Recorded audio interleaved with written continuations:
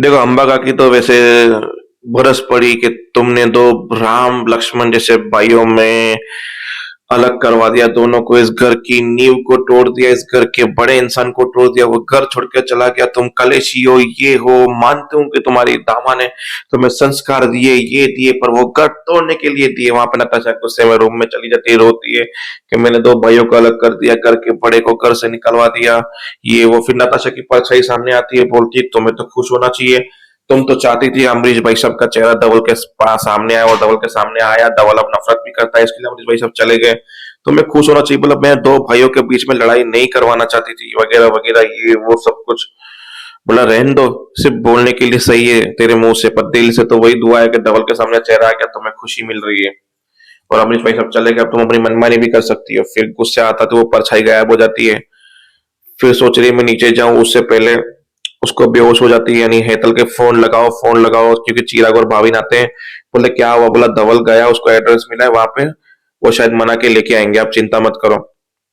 फिर वो बेहोश हो जाती है, डॉक्टर आते हैं, डॉक्टर चेकअप करते हैं, और वहां पे धवल और अमीश की बात चलती है कि तुम नताशा के साथ खुश रहो भाई, मैं नहीं आना चाहता तुम दोनों के बीच में, ये वो, क्योंकि नताशा मेरे हिसाब से नहीं चल सकती और मैं उसके हिसाब से नहीं चल सकता। जब मेरी घर में कोई इज्जत ही नहीं है, वैल्यू नहीं है, तो मैं नहीं रह सकता उस घर में जहाँ पे मेरे मान सम्मान नियमों के खिलाफ ठेस पहुंचती हो।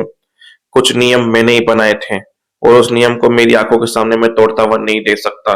और मैं नहीं चाहता कि तुम मेरी वजह से नताशा को डिवोर्स, हाँ मैं दे दूंगा मूड्स, अगर तुम आपके साथ रहने की खुशी डिवोर्स है नताशा, तो मैं उसे दे दूंगा, तुम्हें पता भी है। धवल तुम क्या बोल रहे हो?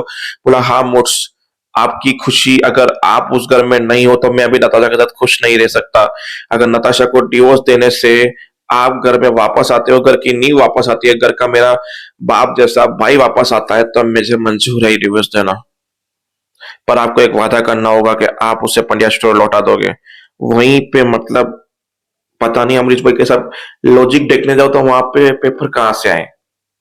पेपर आए, कोरा पेपर लिया, स्टैंप वाला वहां पे साइन कर दी, बोला जो लिखवाना हो, जैसे लिखवाना हो लिख देना, मैंने साइन कर दिया है, ये वादा है, ये पंड्या स्टोर भी तुम्हें दिया।